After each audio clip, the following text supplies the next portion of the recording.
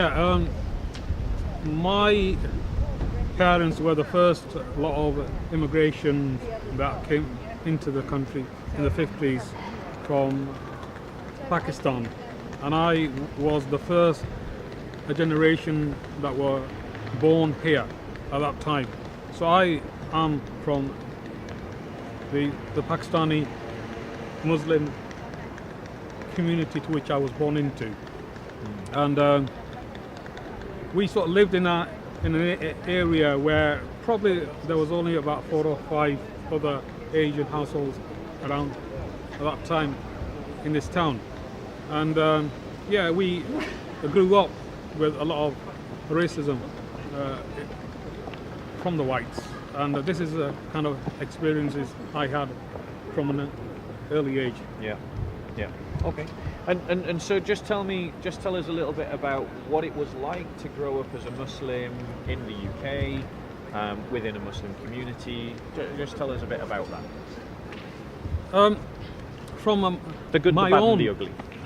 from my own experience as a child, as far as I can remember, from the age of 5 and upwards, from the early years of it, I saw a lot of anger, a lot of hate within my own home, and we were introduced into Islam. I think it was probably when I was about 8 years old.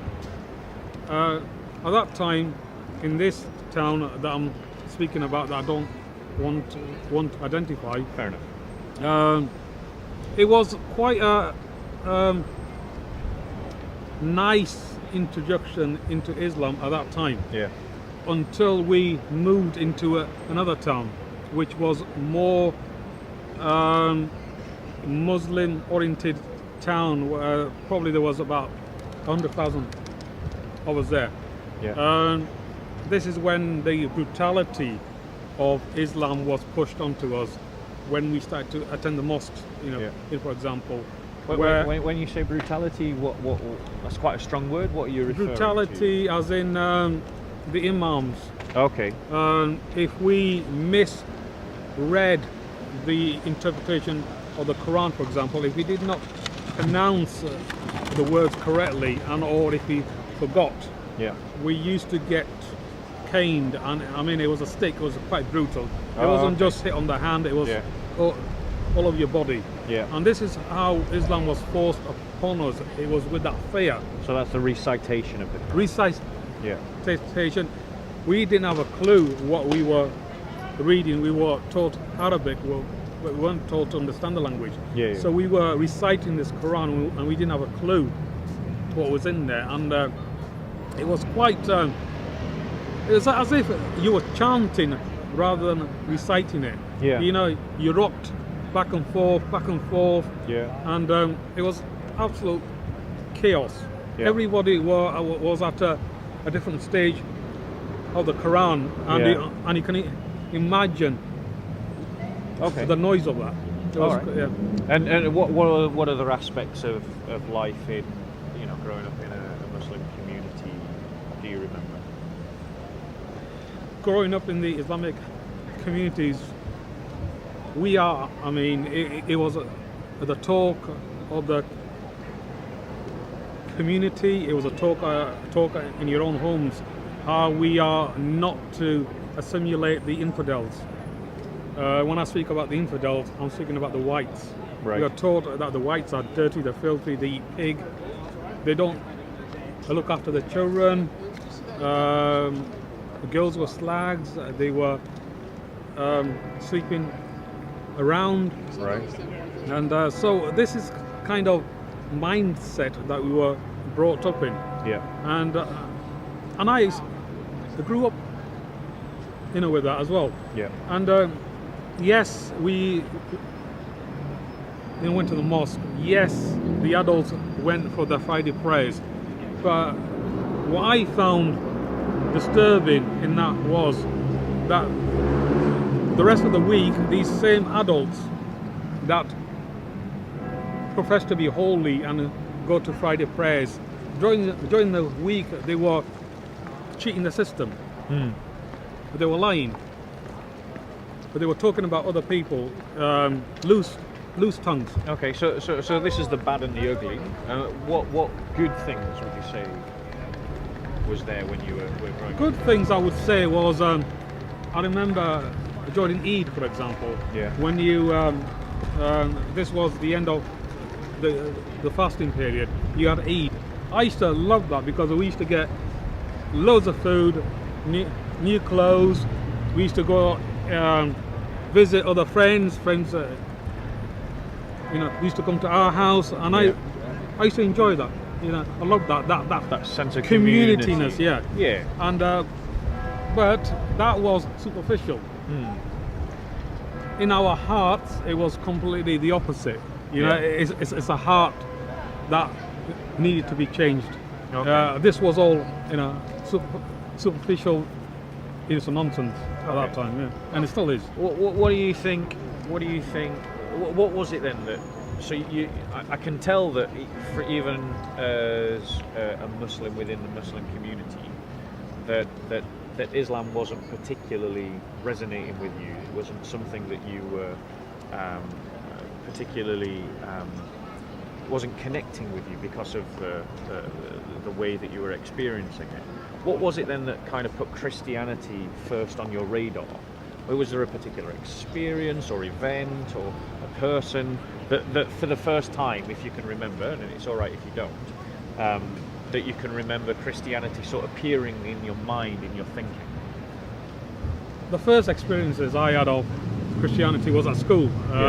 In my primary schools, we used to start the day, the head teacher used to start the day of the assembly with a Christian prayer. Yeah. And I also can recall that the first time I ever entered a church was when I was at primary school. We used to go into a church during the harvest time where we used to present food to the altar, and I remember entering this Church of England school because Yeah. I went to a Church of England primary school. Yeah. And I entered this church and I felt a sense of peace, in this huge church. And it was that peace I felt in there, like no other peace. And it felt, to me, that felt really nice.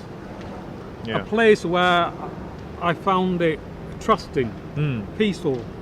That was my first experience of a church experience, if you want to put it.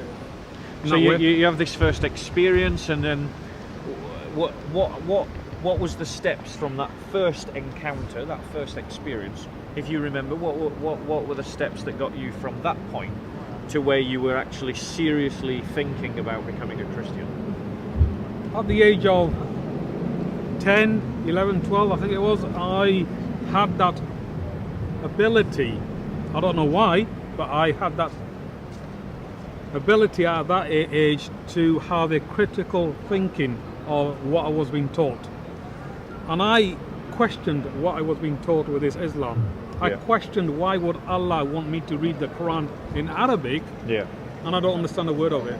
Why would Allah want me to read that and I want to know what He's trying to tell me? I questioned the fact why Allah would want this Imam to brutally beat me to teach Islam. It wasn't just an isolated case, it happens across the board. So these kind of questions I was asking the questions, if this was the true Allah and people were connected to Allah and had respect for Allah, then why are these people's hearts not changed?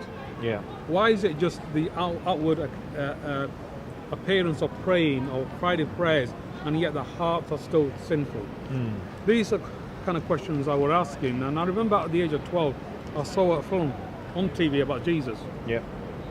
And out of my brothers, I don't know why, something inside me, it erupted. I felt that instant connection with this Christ, whom I still identified as a prophet. I love the way he taught. I love the way he treated the women, especially when this adulteress was brought before him to be stoned, and he says, "He who is without sin cast the first stone." And yet in Islam, it says, "Stone the adulterous." And yet here's Jesus challenging that mindset of this religious order. And what I found even more incredible, that he actually went to the woman and he says, "Go and sin no more." He was gentle with her. He didn't even, judge her. So something inside me stirred up, and I remember I said to myself, I want to be like Jesus. I want to be like him. Yeah. I didn't understand the crucifixion at that age, but I understood that he was innocent. He was perfect. That's very young, about 12 years old. Yeah. Obviously, at that young age, you're impressionable. You see a movie, you see a figure that, because of your cultural background, you've got every inclination to respect and honour, and you see someone you want to be like. And so, what happened next then in the journey? What got you to the point, like, you've had this peace in a church, you've seen this movie of Christ that's really set him up as this example in your mind. How then did that progress to the point that you were saying, actually, should I be leaving Islam? I mean, was it happening at 12? I mean, when did that occur? That happened when I went into a Christian hostel in my late teens, and this is the first time that I actually encountered Christians. First time ever. And because I thought every white-skinned person was a Christian. Yep. I had this idea of Christians as drinkers, drunks, sleeping here and there, clubs and all that. I came across Christians for the first time. And one of the things that really struck me was that Christians were able to control their tongues. And I didn't hear any of the swearing, the cursing, all this that I had within my own community. It wasn't there. Yeah. Their actions of love and acceptance and forgiveness, for example. Yeah. And this then triggered me, and I thought, my God, this is what Christ taught and preached and acted out. So I then related that to the actions of Christ, and I thought to myself, my God, this has to be you. Why are these people like this? It has to be you. So I knew instantly, right? I hit the right note, and it was then that I started to identify myself as a Christian and not a Muslim. Although I didn't. At this youth hostel. At this Christian hostel. Okay. So was that because of conversation with people, or was that just something? No, it was the actions of Christians. Was it a total internal movement? Something you just decided on your own? I decided on my own, yeah. Were other people trying to talk you into it? Were you having conversations with them, or was it just something that, like, no, you saw it, you reflected, and you decided? I saw the actions, yeah, and those actions reflected what Christ did and taught. Yeah. Now, in turn, told me that this has to be in God Himself, yeah, in these people, for them to be the way they are. Yeah. It wasn't the preaching, because all too often people think that we have to preach, we have to say this, but our actions do the preaching. Yep. So the actions of the Christians told me that this is the real deal. Yeah. And this is why I then started to identify myself as a Christian. But for a number of years, it was here. It wasn't here. I needed to have that personal experience with Christ. Had you told any of your family or friends that you'd decided that you were identifying as a Christian, or no, was because it at this point all quiet? I left home. You'd left home. I left home, yeah. Had you left home? Had you left home prior to going to this Christian hostel, or had you left home? How had that? When did you leave home, basically? I left home for some other reasons. Yeah. And this is why I ended up in a Christian hostel. Right, okay. So this is how my journey to Christ started, from the Christian hostel. Yeah. And my family didn't know any of this at that time, because I had broken my contact with them altogether. Okay, right. Is that something that you want to explore in this interview? What happened with your family, or is that something private and you don't want to talk about? Well, It's up to you. You don't feel under any pressure to talk about it. it was 15 years later that I happened to phone up my family, Yeah. hoping that my sister would answer, Yeah. because I had a relationship with her. I protected her when I was at home, so I was hoping that she would answer, and she did answer. Yeah. And this was 15 years later, and she was excited that I was speaking on the phone. Yeah. And she called out of my brothers as well, and they were young at that time, and they came on the phone really excited to hear my voice again Yeah. after 15 years. Yeah, as you would imagine. As soon as I told them, because I had this exciting news, Yeah. how my heart was turned from hate to love, Yeah. I just spurted it out. I says, guess what, I'm a Christian, I follow Christ. This excitement Yeah. of a change of heart. Yeah. I realized it was a mistake to do that straight away. I should have established a relationship first. Yeah. As soon as I told him that, my brother just told me to get lost. He says, you're a traitor, and they were really abusive. However, my sister still spoke to me on the phone, Yeah. and so yeah, that's what happened. Okay, I can tell this is quite a painful sort of area, so I don't want to probe too much about it. So,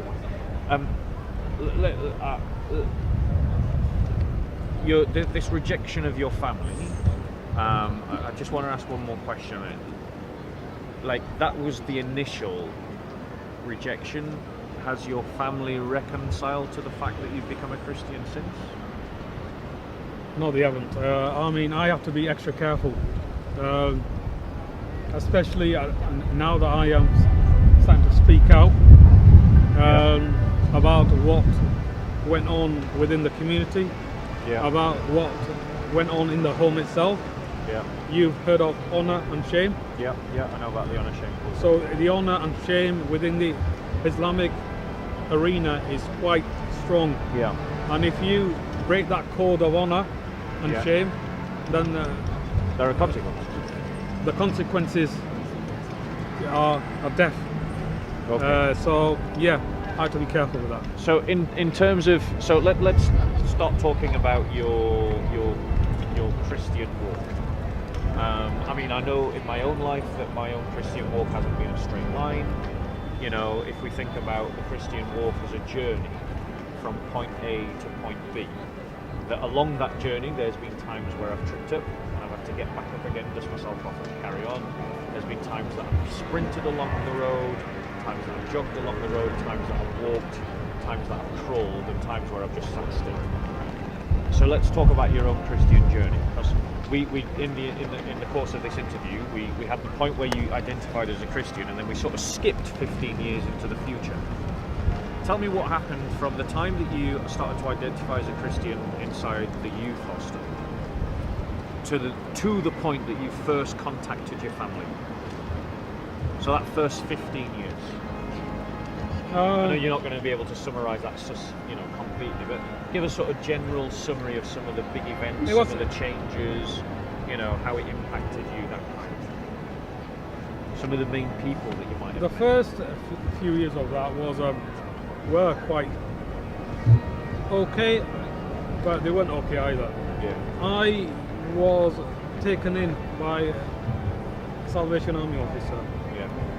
and I met his wife and 3 kids at that time. I became a part of the family, Okay. and they used to take me on holidays. I was a puny little skinny little 18-year-old at that time, Yeah. and his wife used to do my ironing, my food, my cooking, everything. Like a mum. Like a mum. And I heard stories about this guy, the husband, stories that he was also gay. Right. And I just ignored that, just brushed it up at that time, until a few years on, I think 2 or 3 years on, he made a pass at me. And I just had to end the friendship there. All right. And so, having lost my own family, and then trusting this guy, Yeah. and for that to happen to me was the most horrendous thing that I've experienced. Yeah. The trust that I put on him, and the betrayal, and as a result of that, I ended up in prison.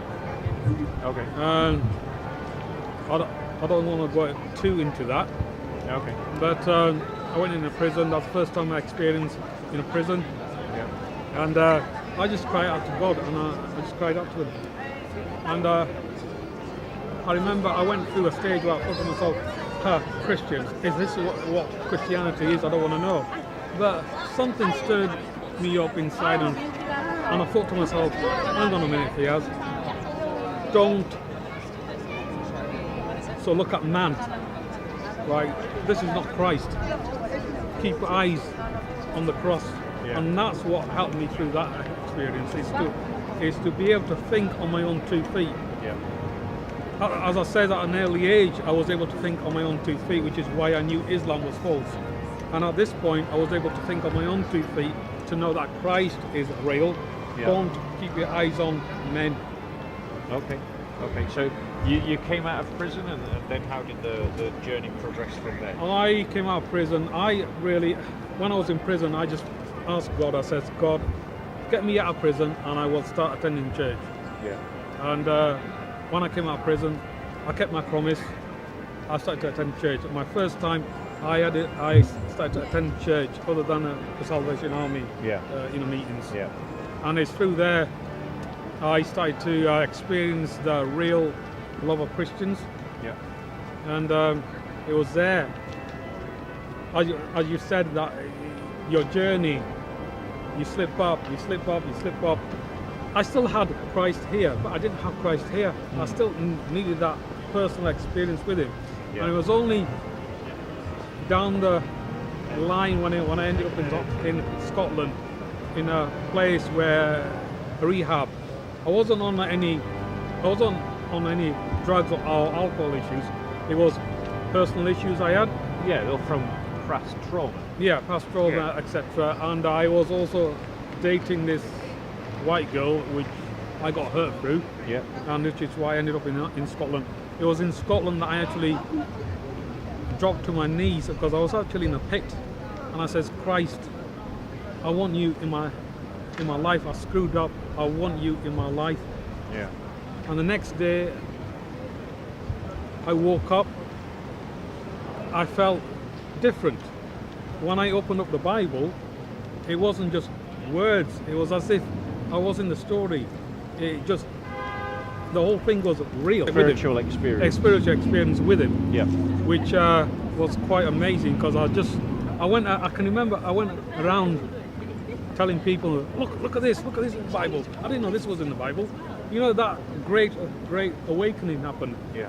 Every time I went out, I had a burden of other people. I was praying to God. I says, God, is this a person up to hell? Is this person up to hell? I had that burden for the Yeah. people. Yeah. It's like So, being born again. born isn't it? exactly. When you see everything as if Definitely. you'd never seen the colour green before. That's or- right. Yeah, I know what you're talking about. So that was the experience I had. But having said that, I still made stupid errors. I learned from. But the thing was that I didn't have that fear of God as I did in Islam. Allah would come down on me with a stick and pound on me. Yeah. I knew that God was gentle. I knew that He understood the struggles I had. Yeah. And I knew that He could see what's in my heart rather than the mistakes Yeah. I You felt made. the mercy of it. Yeah, I felt Yeah. the mercy of it. Yeah. Yeah. So you had this process in Scotland where you were engaging with Christians. You were starting to, I guess, be supported by Christians. Is that right? Yeah. Like, and how did we get from that to getting to the point where you were picking up the phone? I mean, how close are we to that point where you decided to pick up the phone and call the family? It was in Scotland actually. Right. So Yeah. what got you to that point where because you've not spoke to them for you've not spoke to them for 15 years. What was it that got you to the point, actually, I'm going to call Mohammed? Well, actually, for the past 4 years, I used to call the house up Right. with the hope of my sister would answer. Okay. Because I knew that if my... So you had been calling before? Yeah, on and off. Okay. But if my brothers answered or my parents, I used to hang up because I felt that if they knew I was phoning up, they would change the number. Yeah. So on this occasion, when I was up in Scotland, I phoned up again, and behold, there was my sister that answered this time. Okay. This was trying for 4 years. Yeah. On and off, on and off. Okay. Yeah. So you called them up. Your brothers turned round to you and they said, "Go away, you're a traitor." What happened after that? I felt hurt. I felt rejection. Although I was better equipped on dealing, with that, whereas previously I used to either draw inwardly, Yeah. or try and harm myself, or I would have lash out. Yeah. Yeah. So you managed that a bit better. Yeah. Yeah. And how did your journey continue from that point? What happened as you moved forward in your faith from that point? Sort of give us a kind of summary over the next 10 years. Or the next sort of big event that carried you forward in your faith. How did it go from there? I think the biggest challenge I faced was when I felt that God was telling me to move him back to England again. Right. And I wouldn't. I put it off and I put it off and put it off until I was literally forced, to have to leave Scotland. And I did return to England. And I then started to attend a church that I was introduced to. I became part of that church. Yeah. And I think it was there that I started to try and find my feet on what God was asking me to do.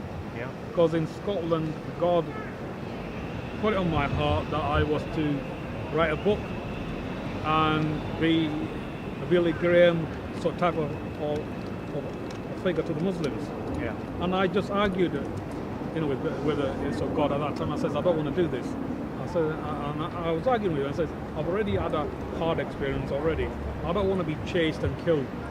And then, you know how it stays in your head and it goes over, and I in the end relented. I said, God, if this is really you, then either speak to me audibly or speak to me in a dream. He chose to speak to me in a dream, in a vision, and he said in his timing. Okay. And 25 years later, I have now started to find my calling and put my face out there. Okay. And this happened 5 years ago, where I decided to come above the radar. Yeah. So in terms of you because to some you obviously are going to be a controversial figure, because you shared a platform with Tommy Robinson, who for some sections of society is a controversial figure, for others is a hero, and a lot of people probably ambivalent, don't really know who he is. So just tell us, how did you end up sharing a platform with Tommy Robinson, and why did you choose to do so? I had been observing EDL. EDL came to my attention when I saw him on TV sort of news, and I started to observe Tommy. And I remember the first time I actually spoke to him is when he came to the town I was staying in. He actually had a protest there. Yeah. And I went there with the intention of speaking to him. Yeah. So I saw a crowd of 200 EDL people there. I asked them where he was, somebody pointed him out to me. He was a shorter guy than I am. I went up to him and I spoke to him and I told him, you know, who I was. And he asked me if I wanted to speak. I said no. He asked me if I wanted to have a photograph taken, you know, with him. I said no, because I felt that he will sort of use that for his own propaganda sort of thing. Yeah. So I said no to that. And that was that. I left it at that. Some years later, when Lee Rigby was killed, I felt this urge to go to London where Tommy was having a protest with EDL. I felt this urge to go there and briefly speak and give EDL a ticking off for their behaviour. And I did. I spoke there briefly and I told them, I gave them a polite a ticking off that if they want the British people to understand their concerns, they need to stop chanting Allah, Allah, Allah, who the F is Allah, or attacking the police. Yeah. And afterwards they were really appreciative. They shook my hand that I was honest with them. Yeah. So I left it at that. Then some years on, Tommy was having a hard time. People were calling him a hate speech, a racist, and all this propaganda. And I felt that I needed to go out and I needed to engage, you know, with him again in order to rebuttal this argument. Because I knew that Tommy had no hate in him. Yeah. Had he had any ounce of hate in him, I would not be speaking to the guy. Yeah. He has no any ounce of hate in him. He has a lot of anger in him, as I do, but no hate in him. And he certainly is not a racist. So I then decided to go and speak with him on his platform of Pegida of Birmingham. Yeah. I asked him, can I fly a Pakistani flag there in order to show my community that you're not a racist? He says, yeah, fine. So I flew the flag there. Okay. Right. So that was the process. That was the reason that I wanted to go alongside him and try and help him, and also to help the British people to understand that people like myself who have turned away from Islam understand their concerns. They're not on their own, and to be careful that they don't overstep that mark of anger into hate. Yeah. So I was trying to encourage them not to have hate. There's a Christian concept of righteous anger. Yeah, absolutely. Vis-a-vis hate. Yeah. There is definitely that distinction there. Totally. And in terms of the kind of, I just want to look at, like, you were a convert. I want to look at, like, were Christians helping you along the way? You've touched upon that. I mean, was that in like a formal way, or was it just in a personal way? Do you feel that as a convert from Islam to Christianity, that the organised church, the institutional church, had any structures in place to help you? The short answer to that is no. And how I can. Do you think that made life more difficult for you? It did, because it's a lonely place, especially for a single guy as I am, a lonely place. And one of the things that in churches Christians ask me about my story, and I tell them that I lost my family, they don't want anything to do with me. The first thing that they say to me is, "Oh, we are your new family." What I then now am able to say to them that I'm not afraid of is this: spiritually, yes, but not practically. Yeah. When I say that, they just don't know what to say to that, because that's a fact. And yeah, I fully get that. I don't want to sort of interject my own thoughts. So in terms of, so you didn't feel that the institutional church helped you? Were there individuals that helped you? I mean, you mentioned the Salvation Army family, but that kind of went a bit sour. Were there other individuals that helped you along the way? I have very close friends. For example, if I'm struggling for money, for example, and I'm really struggling, they are there for me. But nobody is there to the point of bringing in an individual as part of your family, as flesh and blood. Yeah. That's what needs to be done. When Christ speaks about, when he says, "I was hungry Did he feed me?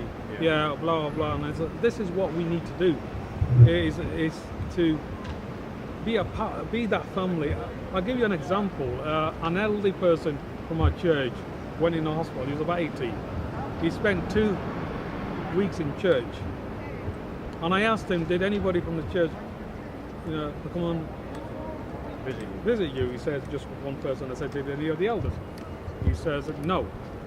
And when I brought this to the attention of some Christians within the church, he said, oh, maybe people didn't have any time, or they were busy. And my answer to that was, but if that was your father, you would make time. And they didn't know what to say to that, because that's exactly what it is. And this is the problem we had across the board in churches. If there's 3 things that you could say to the Christian community, what 3 things would you say to the Christian community?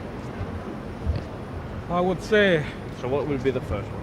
The first thing I would say is, you need to not be afraid to show love to the Islamic community. You're not going to offend anyone by exercising that love. You don't have to preach to them, just show them that practical love, of kindness, of friendship. Preaching on its own to them is not going to do the job. Preaching in action will bring Christ to them. The other thing is, the second thing is that once they have turned away from Islam to Christ, you need to be there for them practically. And that means practically as you are there for your own children. Yeah. So it's about being a family. Yeah. A proper family. Yeah. Because I think it is worth padding that out a bit. Because the Muslim community in the UK is about 90% of a particular ethnicity. The sense of community structure, the sense of structural community support is really strong within that group. There are ways that people help one another. That when you leave that suddenly, you lose all your friends, you lose all your family, you lose all those networks of support. And if the church isn't there to lend a hand to brothers like you who become Christians, it is an incredibly lonely and difficult place. And I think that the church has got to learn how to be family to one another, but particularly to those who've left Islam and become Christians. I mean, what would be your reflection on that? I totally agree with that. For example, my own self, we are brought up in the structure that you speak of, that community structure that we're there for each other within the home, within the community itself. And when we leave that, when we lose that structure, and we then enter into the arena of the Christian community, we expect that same thing. Yeah. And when we don't see that, within the first year, for example, 80% of those individuals return to their communities, back to Islam. Yeah. Because they haven't found that structure within the Christian arena. Yeah. And this is a problem that we have, and we seriously need to address. Yeah. Seriously need to address. No, I'm not going to find any argument from me. So we said 3 things that you would like to say to the church. You've said 1, which is show love to Muslims. You've said 2, which is show love to one another, but particularly those who are leaving Islam to become Christians, and be the family that they should be, practically, like you would be for your own family. What would be the 3rd thing that you would say to the church? Third thing I would say to the church is also now there needs to be a structure where people are introduced, single people that are left the Islamic community. There has to be that structure where people are introduced to other singles, for example, because in our own communities, this structure is there where it's arranged, right? And this is where the church needs to understand, and it needs to It's a tap serious, into. it's a serious pastoral issue. Yeah, it is. Absolutely. It is. And ironically, it is actually something that the Western Church has lost the art of, which is that we have lost the ability to create families, and the result of that is that because we're not helping our own to create families, our own, when they get to that age where they are thinking about the opposite sex and are thinking about trying to establish a family, the only facility that they have to do that is through the world's way of doing it. And that's just abandoning our own youth to sin, rather than creating those structures that meet the human need in such a way that is godly, but also meets the needs of converts who come from environments where those structures are in place. So it's a genuine pastoral issue that the church needs to get a grip to. And it goes to a point that I've said many times on Soho films, that we're led by leaders who are incompetent to the task that is entrusted to them. Finally, you said that you had been called to write a book. You've written this book. What's it called? It's called Letting Love Win, How I Left Islam and Found God. Okay. Can I just add, it's not a religious book per se. It's not about me turning from Islam to Christ. It's about personal experiences of abuse, of